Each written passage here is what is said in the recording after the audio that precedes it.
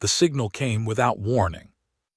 Not a weapon, not a fleet, just a sound, a low, rolling frequency that punched through every communication channel humanity had ever built, from deep space relay buoys to the cheap radios people kept in their kitchens. Every screen on every human world flickered at the same moment. Every speaker crackled with the same voice. The Volcae had found a way to speak to all of humanity at once, and they had chosen to do it in the most degrading way they could imagine. They translated their own language into human tongues, not because they respected those languages, but because they wanted every human to understand, personally, what was being said to them. Species designation, human.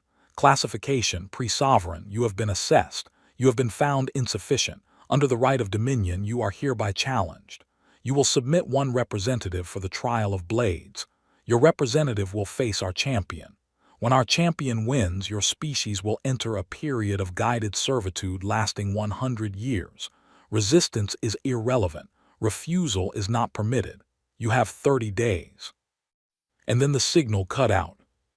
On a cargo freighter hauling water ice between two moons, a dockworker named Bayo put down his meal and stared at the wall for a long time. He was not a soldier. He had never held a weapon in his life.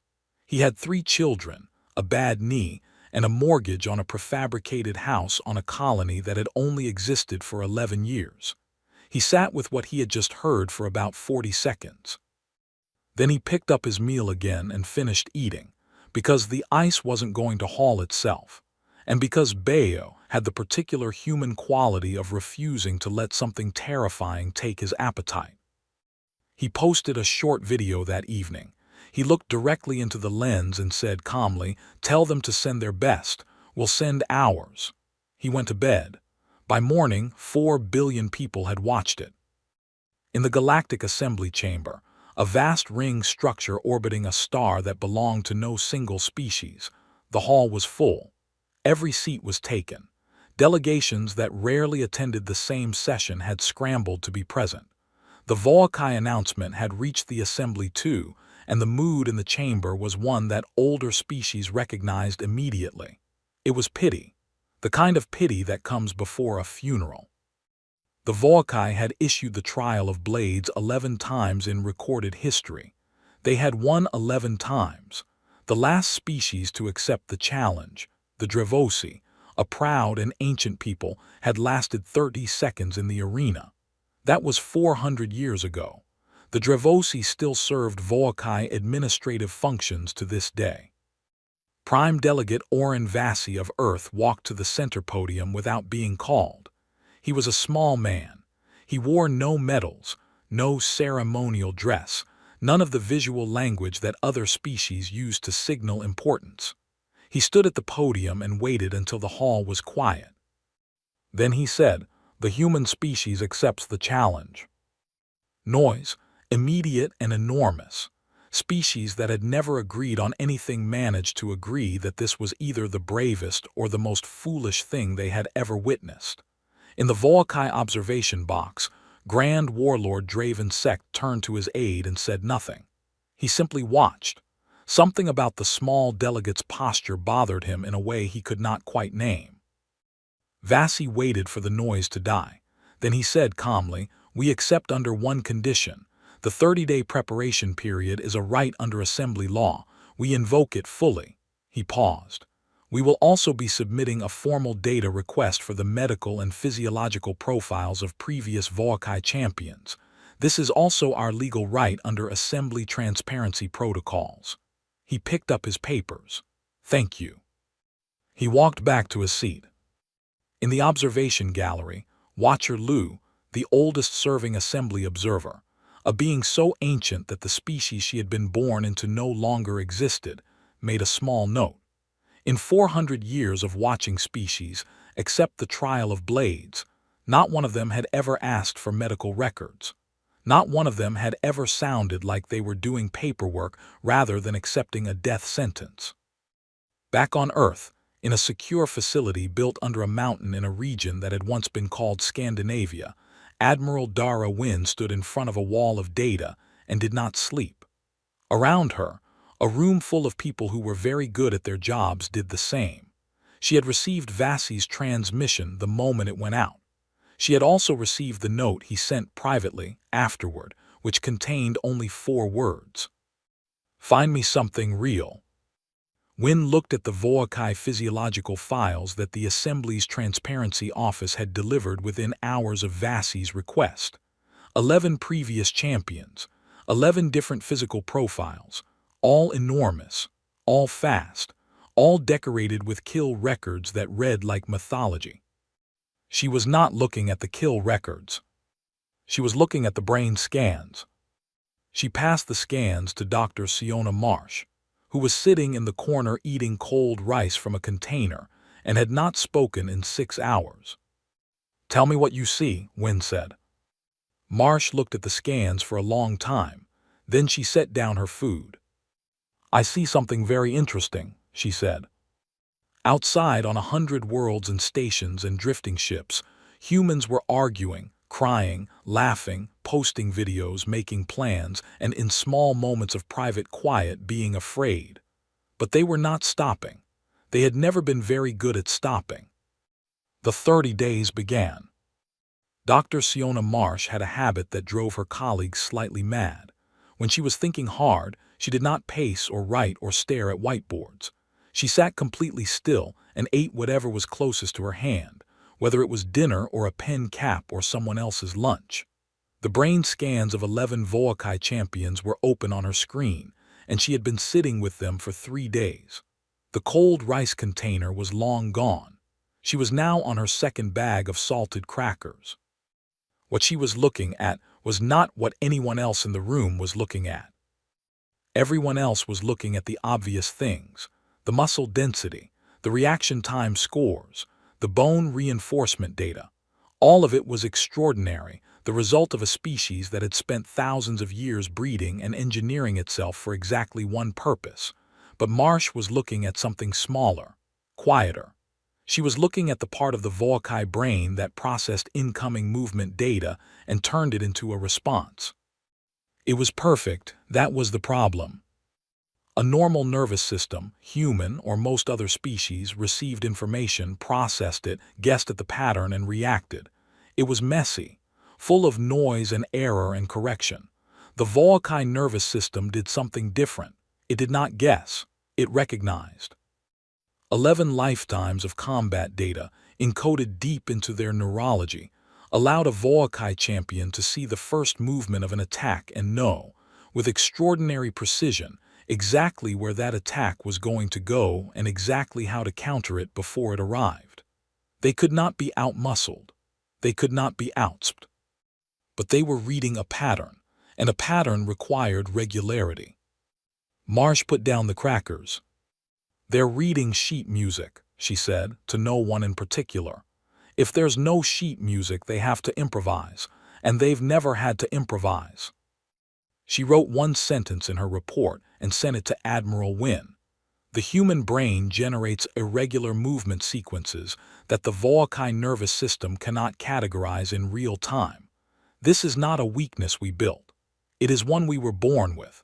Our fighter should be selected not for strength or speed, but for the least predictable combat record in our entire military database. Wynne read it once, then she made a single call. Sergeant Rael Obi was on maintenance duty when the call came. He was fixing a ventilation panel in a corridor that smelled like recycled air and old coffee, and he had grease on both hands. He was 34 years old, of average height, with a build that his physical trainer had once diplomatically described as functional.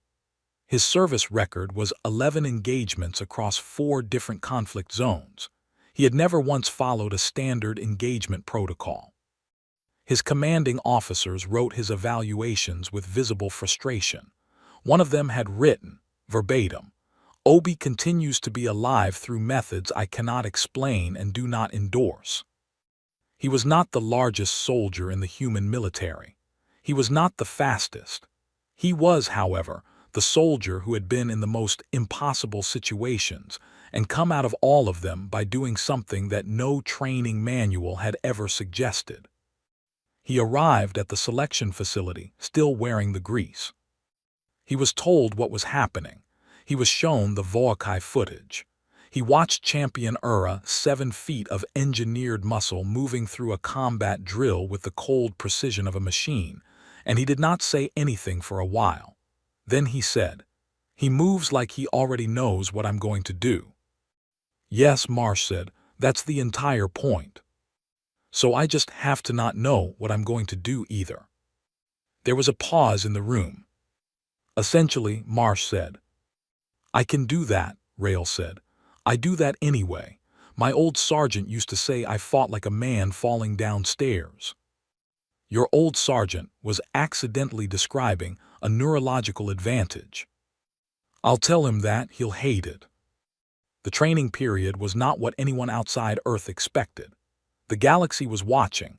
Every species had trained long-range observation on the human preparation facilities, assuming they would see the standard champion preparation: isolation, physical enhancement, drilling the same combat sequences 10,000 times until they became reflex. What they saw instead looked, to most alien observers, like a large group of humans doing strange and unrelated things. Rail was not drilling. He was sparring against opponents who changed randomly. He was climbing structures with no predetermined route. He was doing everything his trainers could think of to make sure his body never repeated the same sequence twice. Meanwhile, Champion Ura was drilling.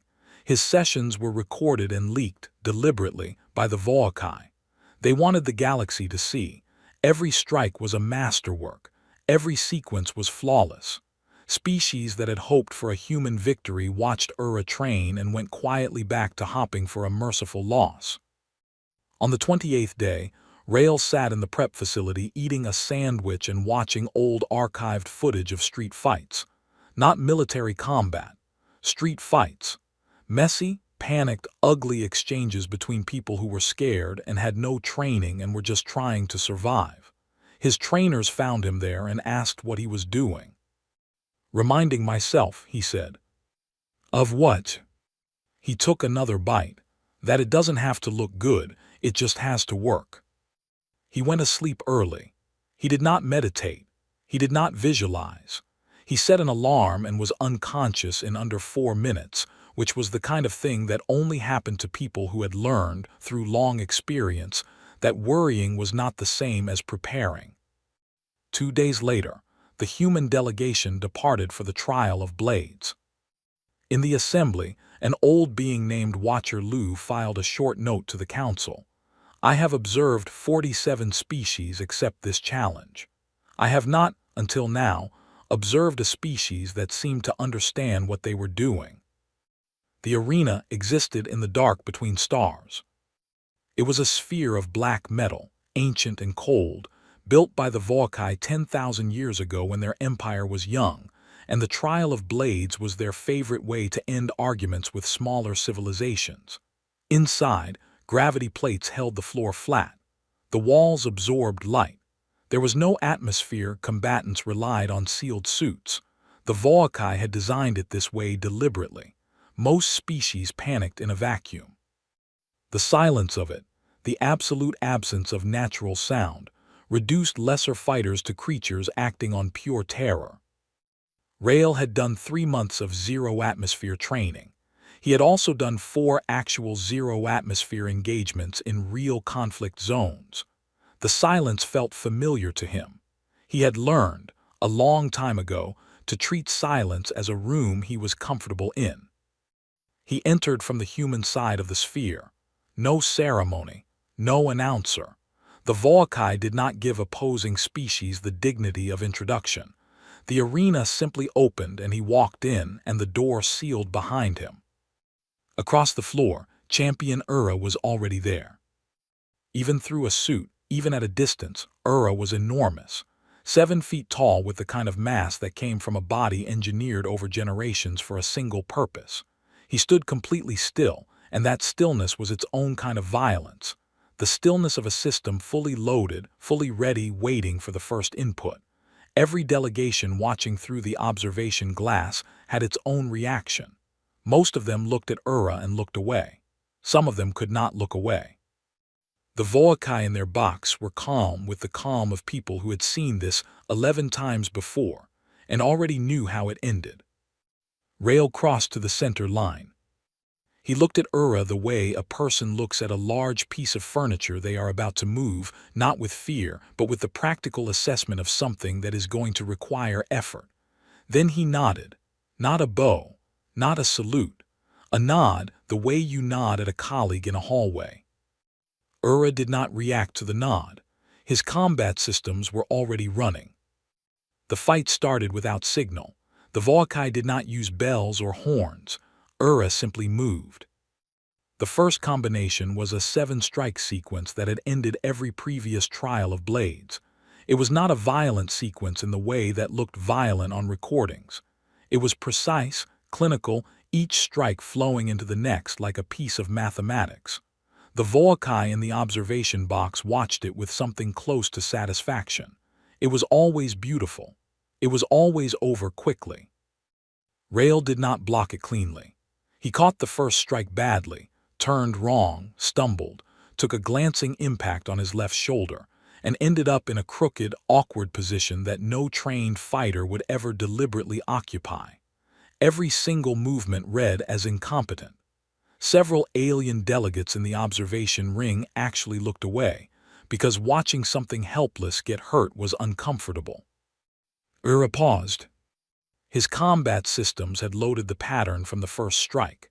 They had generated the next 4 moves based on how the human moved, where his weight was, how his limbs tracked. All of it was automatic, faster than thought. But the human had not moved the way any opponent had ever moved. The second strike had already been in motion when the human stumbled, and the stumble had put him in a position that the second strike was not built for. And so, the second strike had landed at a fraction of its intended force. And now the human was at an angle that Ura's pattern system was trying to read and could not cleanly read, and so Ura stopped. It lasted less than a second. No one watching noticed it except Dr. Marsh, who was watching from the human observation section with her hands very still in her lap, and Watcher Lou, who noticed everything. They reset. The fight continued. It went on for 40 minutes. This was not supposed to happen. The previous 11 trials had lasted an average of 3 minutes combined. Ura was not losing. He was landing strikes, scoring impacts, and by every technical standard of Voakai combat was ahead on points by a significant margin. But he could not finish it. Every time he built a model of what the human was going to do, the human did something else. Not a better thing, not a smarter thing, just a different thing, an ugly and irregular and unpredictable thing. And the fraction of a second it took Ura's system to adjust kept saving Rail from the specific kind of strike that would end him. Rail was bleeding from his lip inside the helmet. His left shoulder ached. He was tired in the way you get tired when something enormous has been hitting you for 40 minutes. But he was still standing, and every time he stood up, he did it from a slightly different angle. In the 43rd minute, Ura loaded a strike combination that he had used twice before in the fight. His pattern system had noted that the human recovered from left-side impacts by stepping right. It was the one repeating behavior Ura had detected. He built the combination around it. He threw the first strike. Rail stepped left. It was not strategy. He did it because the right side felt wrong in that moment, and he had spent his entire career trusting when things felt wrong. He stepped left, and Ura's combination, built entirely for a rightward step, landed on empty air, and the force of it carried Ura slightly past his own balance point. And Rail, without thinking, without a plan, simply did the one thing that the gap in front of him made possible. Ura went down. Rail pinned him. His hands were shaking, partly from exhaustion, partly from something else he did not have a word for. The arena was silent for 3 full seconds. Then, from the human observation section, there was a sound. It was not a cheer, exactly. It was too complicated for a cheer. It was 40-odd humans releasing something they had been holding in their chests for 30 days. Watcher Lou set down her pen. In 400 years of service, she had never set her pen down before she finished her notes. She sat with the moment for a while, because some moments deserved that. Across the floor, Rael let go of Ura's arm and stood up. He looked at nothing in particular. He breathed. The first thing the Volkai did was file a complaint.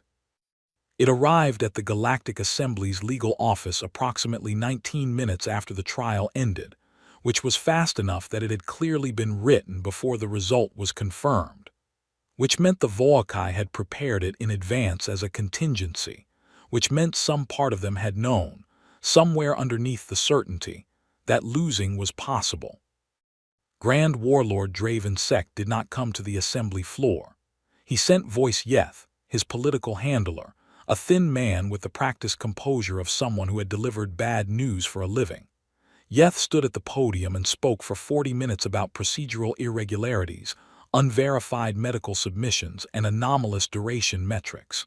He used the word aberrant 11 times. He used the word invalid 7 times.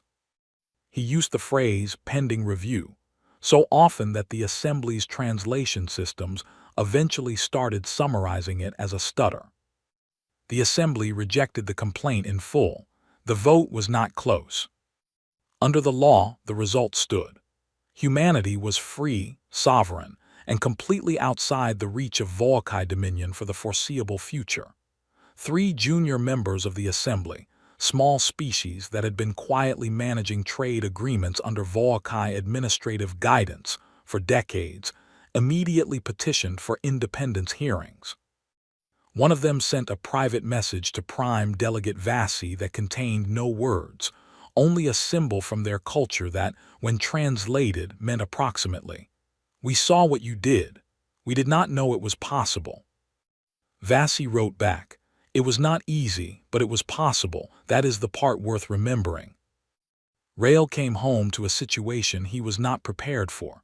Not the fight he had been ready for. What he had not been ready for was the 47 media requests waiting in his official inbox, the invitation to appear before the Earth Congress, the offer of a rank promotion, and the dockworker named Bayo who had started a fundraiser in his name. He looked at all of it, set his phone face down on the table, and called his squad. They made fun of him for the stumble in round 1 for approximately 40 minutes. Then someone bought drinks and they stopped talking about the trial entirely, the way soldiers always stopped talking about the thing they had all been thinking about the moment there was a beer and a bad joke available. Rael slept better that night than he had in a month. But Dr. Marsh did not sleep at all. She was too busy. Her report on Volkai neurological pattern dependency had gone from a classified intelligence document to the most discussed scientific paper in the galaxy in under 48 hours. The Assembly's Science Council had formally requested her presence. Researchers from 6 different species sent her messages, some in their own languages, not bothering to translate, so excited they forgot she might not read Drevosi or Pelath, asking for the raw data, asking for her methodology, asking if the same neurological pattern applied to other engineered species. The answer to that last question was probably yes, and the implications were enormous. She also received one message from an anonymous Volkai address. It said, in plain text, "You exploited a private biological vulnerability and published it without consent. This is a violation." She thought about that for a while.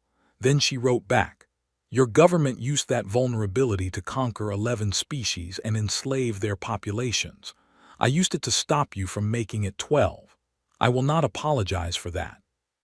But I will, genuinely, be glad if this eventually leads to a better conversation." She did not get a reply, but the message was not returned, which meant someone on the other end had read it.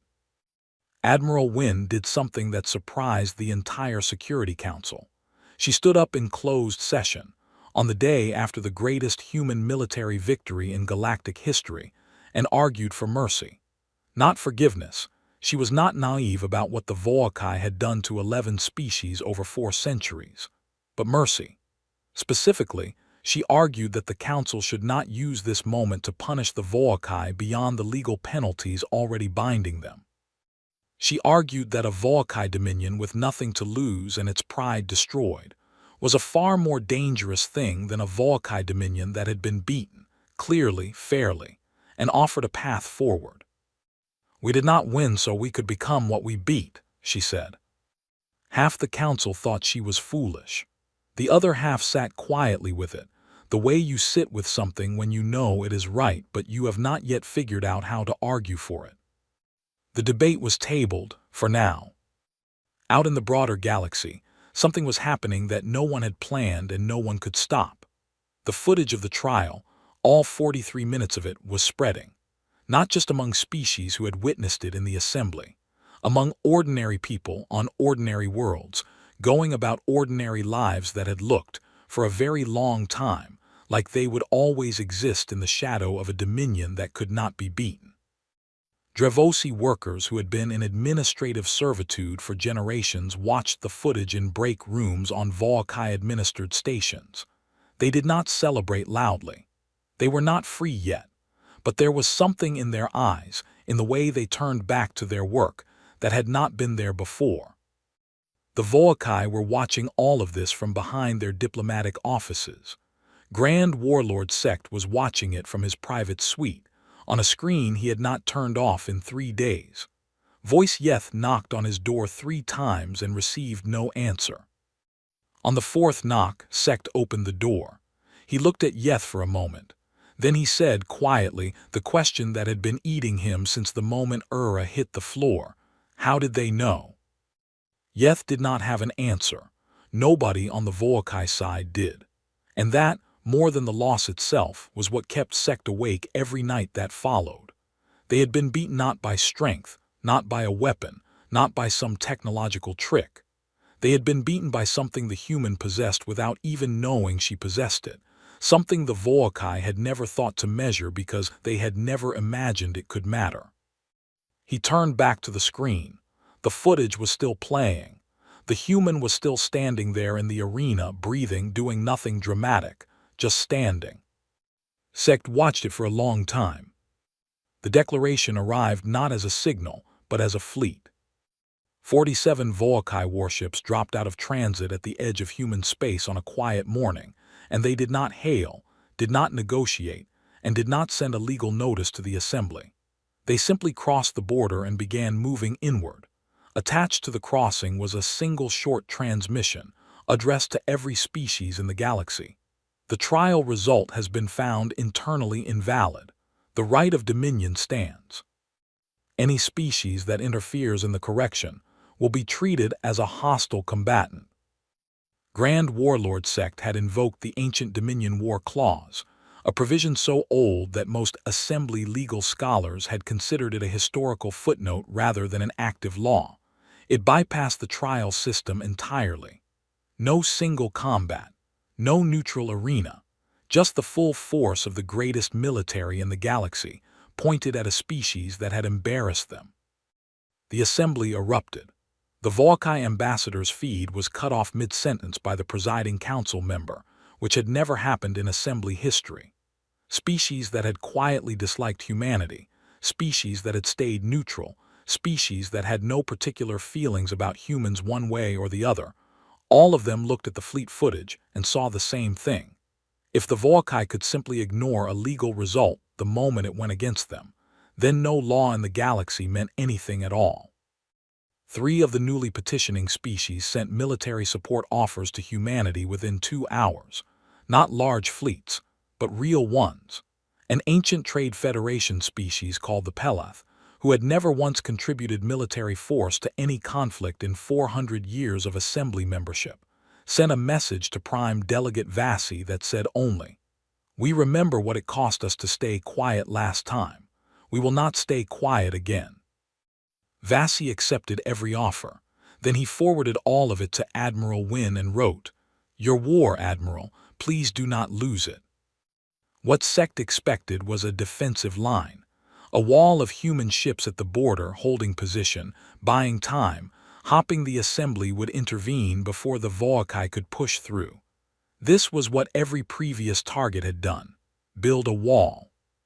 Hold it as long as possible, wait for help or for the inevitable. What he got instead was silence. The border was empty. Human ships were not at the border. Human ships were not, as far as Volkai sensor systems could determine, anywhere in formation at all. Sek's fleet moved inward, cautious now where it had been confident before, and found human space looking, from a military standpoint, completely undefended. On the fourth day of the advance, a Volkai supply convoy bringing fuel for the fleet's forward elements simply vanished. 40 ships, no distress signal, no wreckage, just gone as if the transit lane they had been traveling had swallowed them. On the seventh day, 3 communication relays that the fleet depended on for coordinated orders went dark simultaneously. Not destroyed, the Volkai sent scouts to investigate and found them intact, drifting, with their control systems replaced by hardware no Volkai engineer could identify. The humans had not blown them up. They had stolen them. On the 12th day, a Volkai forward staging post, a heavily armed installation that was supposed to be the anchor of the fleet's advance, reported that its water recycling systems had begun producing something that was, technically, water, but with trace compounds that made the Volkai crew mildly, persistently nauseated. Not sick enough to stop functioning, just sick enough to think slower and make small errors. The installation commander sent an urgent request back to Fleet Command asking for engineers. The request traveled along the communication network, which humans had been quietly accessing for days, and arrived at Fleet Command 7 hours later than it should have, garbled enough to read as a routine status report. Wynne was not fighting the Volkai fleet. She was eating the fleet's ability to function as a fleet. She had spent her career studying what happens to large military organizations when they cannot trust their own infrastructure. The answer was always the same. They slow down. They second-guess. Commanders who were trained to make fast decisions in clean information environments start to hesitate when the information stops being clean. Hesitation at the command level travels downward. Units stop acting with the confidence that made them dangerous. The Volkai were still enormous, still well-armed, still technically capable of burning human worlds if they reached them. But they were no longer moving like a force that had 111 trials. They were moving like something that was starting to understand it had walked into a room it did not know.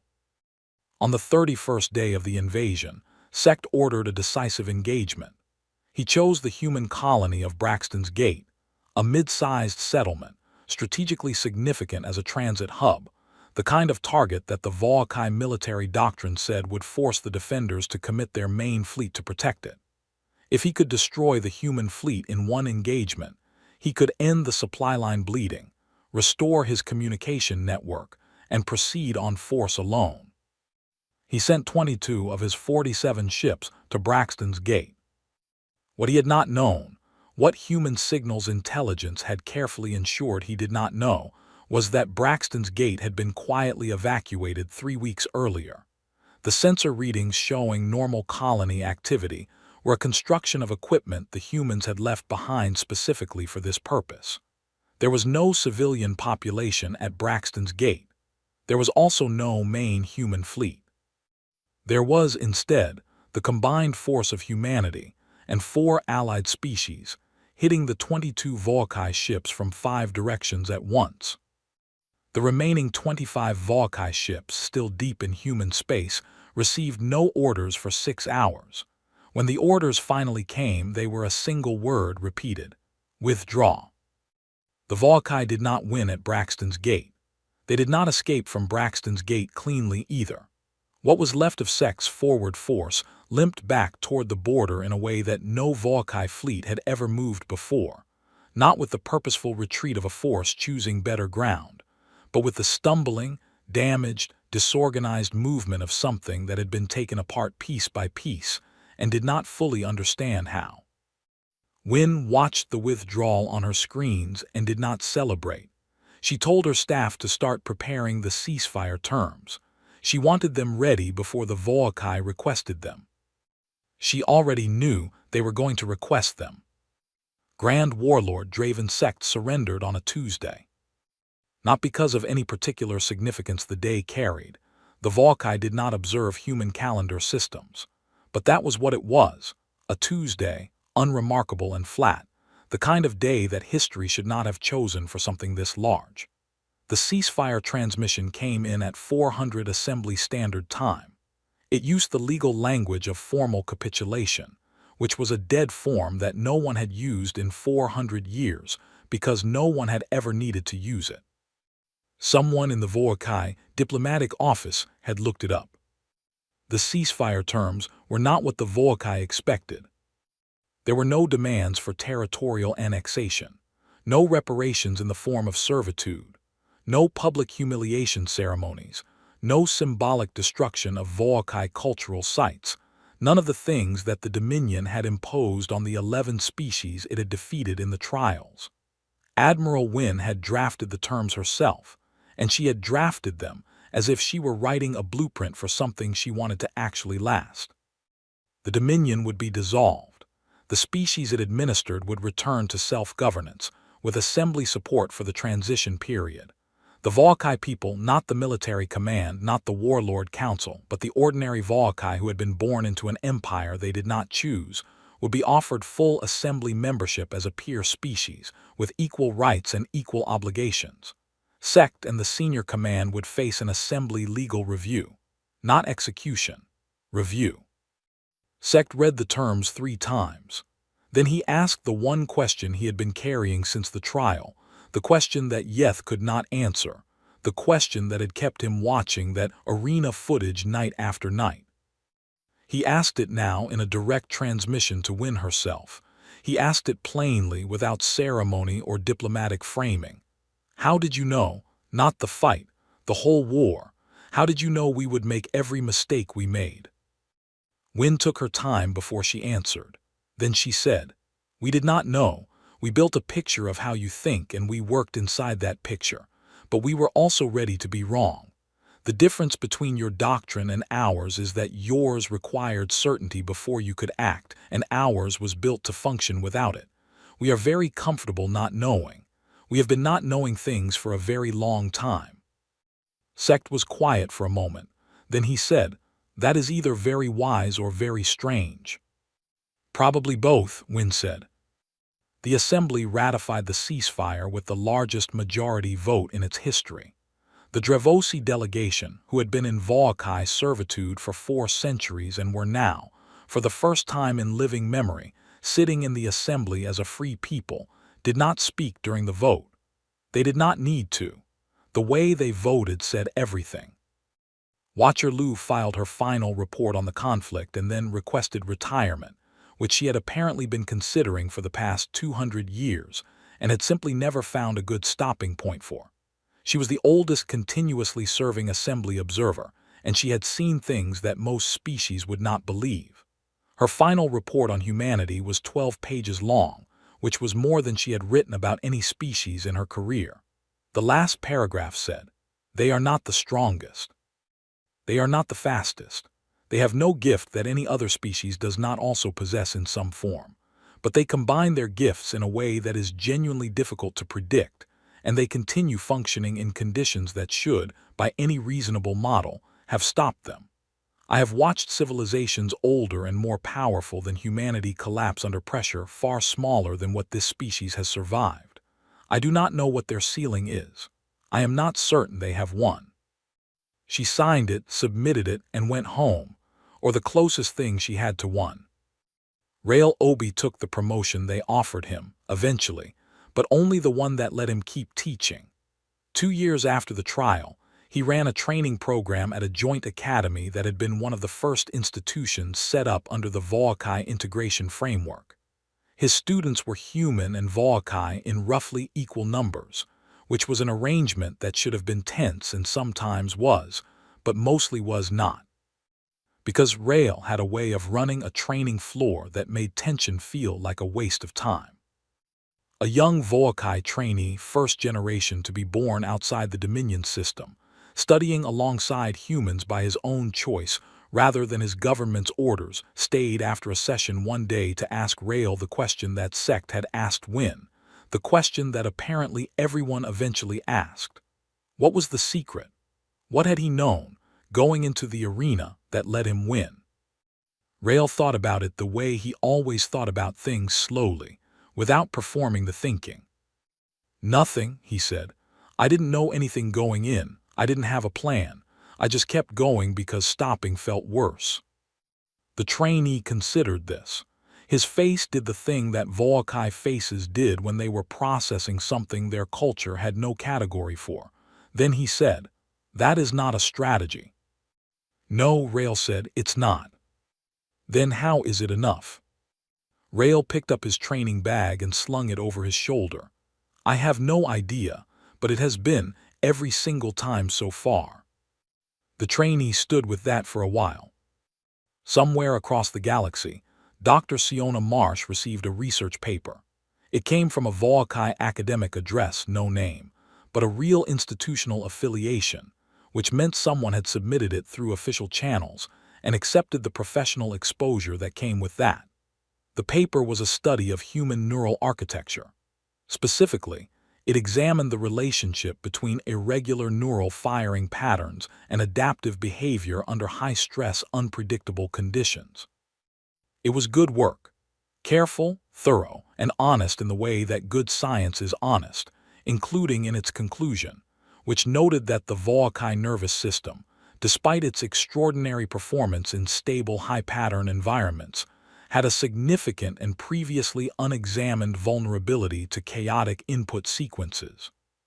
The title, translated from Volkai, read, "On the Danger of Mistaking Messiness for Weakness." Marsh sat with it for a long moment. Then she sent back a single line, "Welcome to the conversation." She got a reply 3 days later, just 2 words, "Thank you." She added the paper to the reading list for her first-year students. All species welcome. That was how it started, not with a treaty or a ceremony or a speech, but with 2 scientists on opposite sides of a very ugly conflict deciding that what they understood about each other was more interesting than what they feared. It was small. It was slow. It was, in the long run, probably the most important thing that happened. The galaxy, which had watched humanity stumble through an impossible arena fight and then dismantle an empire with a patience no one had modeled for, went on. It was noisier now than it had been, more complicated, more contested, more honest. Which was, when you thought about it, exactly what humans were like.